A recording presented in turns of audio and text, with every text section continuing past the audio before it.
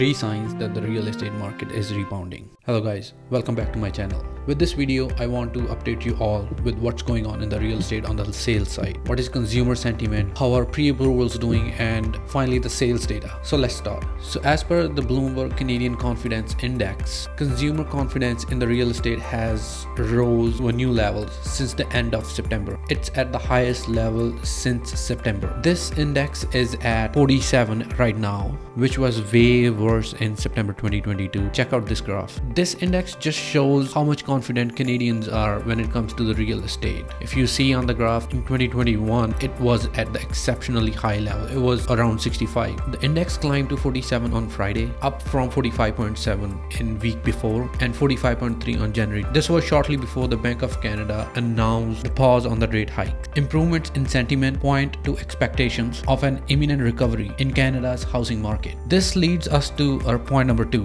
which is pre-approvals. As per rates.ca, which is insurance comparison platform, pre-approval rates in January 2023 has gone up by 48%, which is almost 50% as compared to January of 2022. This rate is even higher when compared to December 2022, which is 92%. Do you remember the red hot market of January 2022? The pre-approval rate is 50% higher than that in January 2023. Buyers getting active. What does that mean? It means that the undercurrent of the buyers who were on the sidelines has started picking up pace. Everyone is waiting for spring to kick in when it's easier to move into a new house. Buyers are smart. They have started acting upon it, especially after the pause on rate hike. Pause on interest rates bundled with stable or fair prices of the property is a good deal for the buyer. Do you also know that the down payment has almost fell by 7% year over year in January 2023? And many buyers, especially who made this pre-approval number to go up, understand that this is the time to act. Now the missing piece that completes this picture is sales to new listings ratio. As per early sales data from Real Estate Board of Greater Vancouver, sales to new listing ratio hit 48% by mid-February,